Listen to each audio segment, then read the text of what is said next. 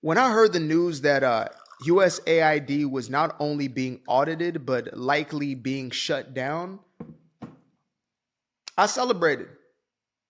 I did a little I did a little celebration dance off of that because I have known for most of my life that USAID and programs such as that are nothing more than scams. You see, I was born in Zimbabwe and lived between Zimbabwe and South Africa until around the age of 9 to 10, then moved to the States off of a green card, blessed enough to then become a naturalized citizen of these United States, and I am thankful for it. Now, coming from a place like Africa, more specifically a quote unquote third world or developing nation like Zimbabwe, I got to see how there were certain countries that would receive aid, certain countries that would have money sent to them by foreign agents, different Western countries.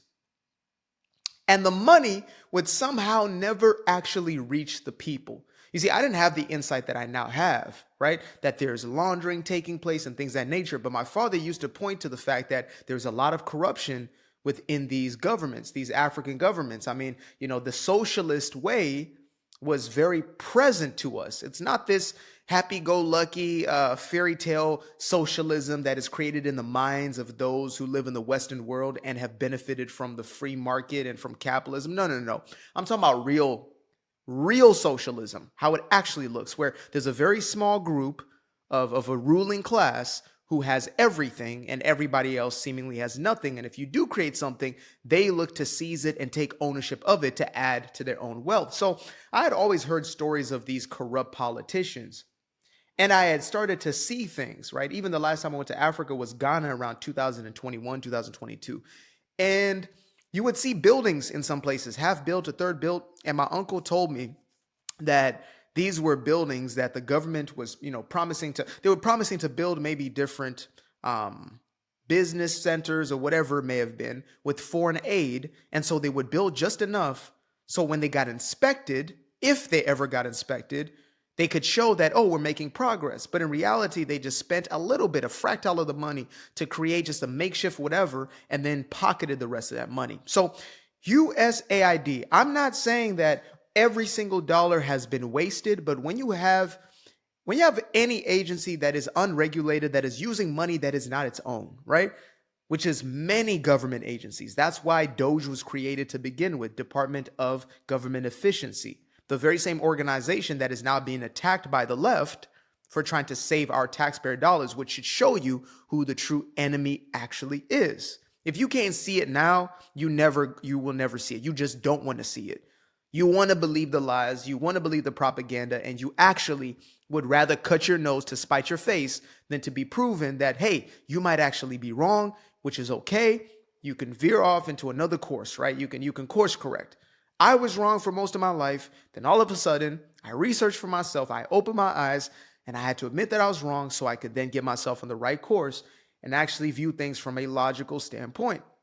And so one of those things, upon a multitude of things that my eyes are open to, is that when these organizations, even the NGOs that they're connected to, et cetera, quote unquote, non-governmental organizations, even though they're directly connected to the governments. But anyway, these sorts of organizations, right? I mean, we've heard controversies of some of these large charities where the money never hit. We heard of even the Mother Teresa's, these people who are seen as emblems, as symbols of charity and altruism, etc., being a little more corrupt than we would have been made believe throughout history. And so having that level of insight and having the willingness to look at reality in that way, because it does take a willingness to take the wool off your eyes and to say, you know what?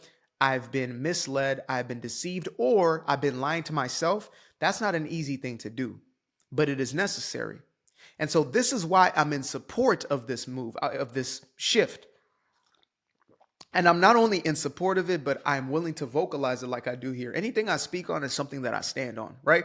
I won't make something about it. I won't talk about a subject if it's not something that I am bought into, if it doesn't stand with my core values and principles. And for me, this is an issue deeper than politics. It's an issue of us essentially allowing ourselves to be taken advantage of, right? This is our money. This is taxpayer dollars. When a government says that they are giving money away, right? Bernie Sanders up there We're going to make college free and everybody's going to have their college tuitions paid off. He's talking about raising taxes so we have to pay for it or have to pay for it over the long term. Somebody's going to have to pay for it somewhere down the road. That's how this works. When we accrue debt, somebody's going to have to pay those debts off, right? We can continue to kick the can down the road, but eventually somebody somewhere is going to have to pay. And it's real. It's very, very real that you just may default on those loans and you bankrupt your entire country, right? Places like, I believe, Greece, where they had to default on their loans. There was no money left. Places that become absolute bankrupted. And so does that possibility exist for America? Yes, just like anybody else.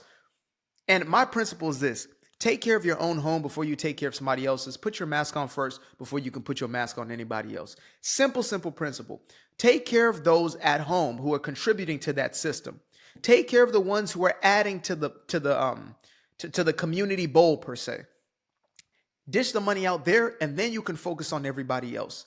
And when you do focus on everybody else, that has to be regulated. That has to be overseen. Now we're getting receipts as far as the ridiculous things that we're being paid for with this USAID, which stands for, by the way, United States Agency of International Development. So this money was supposedly developing when really it was being thrown to ridiculous things like these discriminatory DEI policies across the water, right? To these transformer performances, and I'm talking about crazy things, right? To push this same agenda into the rest of the world. Same way Obama did with the alphabet stuff. He went to Africa, trying to push to very conservative-minded peoples who did not buy into this foolishness. They were not going for it.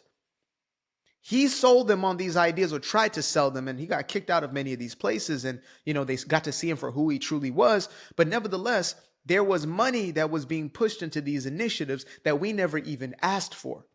And so who's running, or who's been running these organizations? Well, it's been the far left ideologues. It's been the activists. They're not politicians, they're activists. And they're looking to virtue signal. They're looking to create a sense of purpose and belonging and acceptance and all this sort of stuff that should not be included in our money. No conversation about my taxpayer dollar should have to do with you trying to fulfill some fantasy in your head that you're saving the world when you can't even save your damn self. Shout out to Jordan Peterson. You can't even clean your damn room. You can't even make your damn bed. And yet you're out here trying to save the globe from what? From what?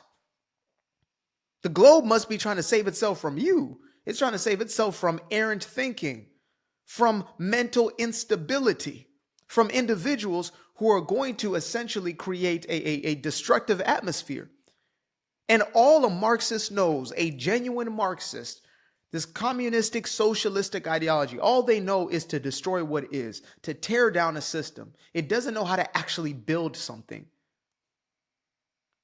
I know you don't like the sound of that, but what do? They tear down the structure. They tear down the statue. They tear down a building. They tear down the this. They don't create anything. They force and they bully and they coerce their way into things. That's how they do it. And it's no different when it comes to these organizations. USAID. Oh, USAID.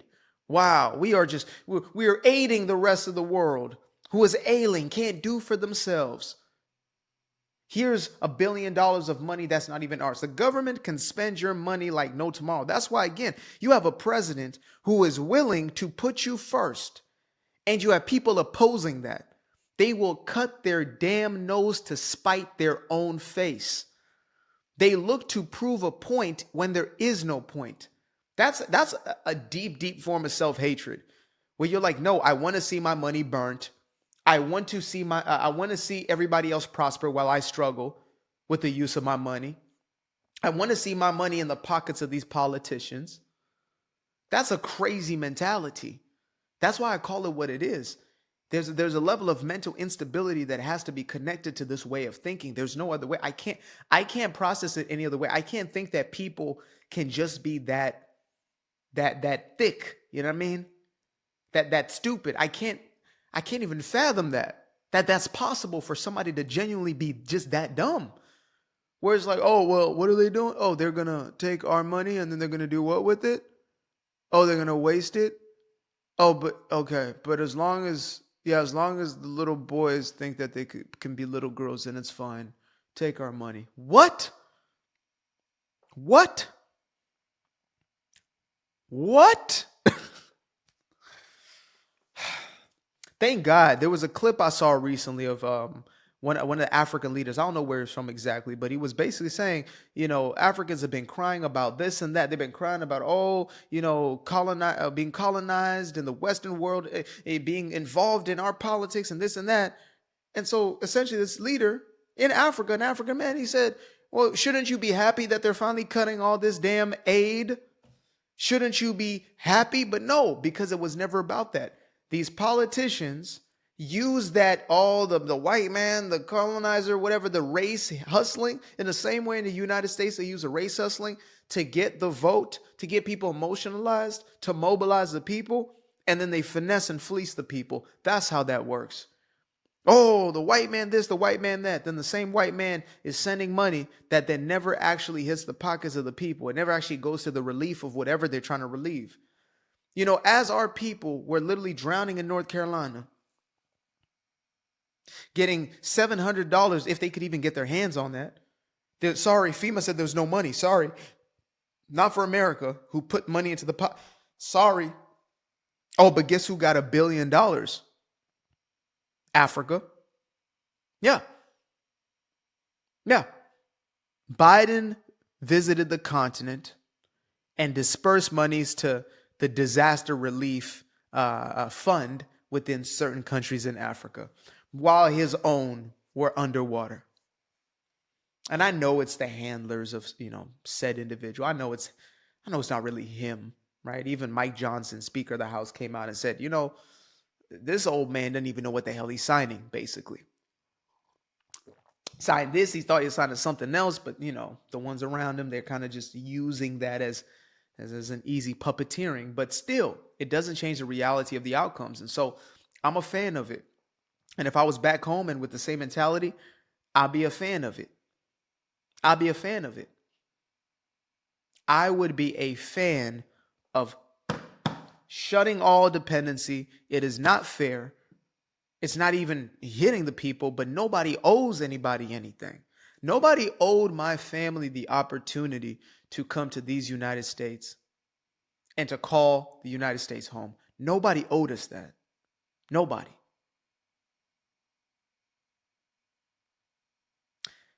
But we got the opportunity, and we were grateful for the opportunity, and we seized the opportunity as best as we could. And so for those who are looking for aid in the rest of the world, maybe now is a time when you get to see just how you can do for self. Some people said, well, why didn't you just stay in Africa, et cetera? Because this is the best economy, because America is essentially the superpower for a reason when it comes to economics, the opportunity that lays. We may not have the best, GDP per capita, whatever it may be at this very moment, but the opportunity aspect of it. I can go in all of 50 states and I can choose to be in a place that's going to be advantageous for me and my business dealings. And I can give to the very same ecosystem that is giving to me.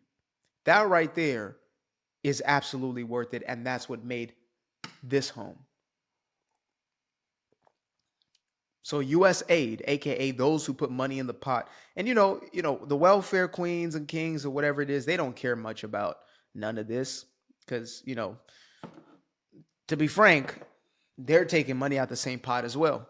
But for those of us who are seeing 20, 30, 40% of our paychecks gone and it's unaccounted for, this is the season of reckoning. This is the age of justice. This is the age of transparency. Open up the books. We want to see everything. And if it is not adding to us, cut it off. I used to be afraid of the dark, place unknown like a heart in their heart. I used to see my life in the bar. Now the kids unchained, every shackle is lost. 2 steps in the moonlight, 2-step in the daytime. You just know when it feel right. You got a feeling the time's not. See you through those shades that I just threw on. Through my lenses, you just can't do no wrong. I fell in love with myself again. I fell in love with myself. I fell in love with the sunshine. I fell in love with the light. I fell in love with the full moon. I fell in love with the night. I can see the light again. I can see the light. You can see the life in him illuminate the night. I know the time is taking. A 365, that's a full rotation. I see you looking up. You know them constellations. Constantly gazing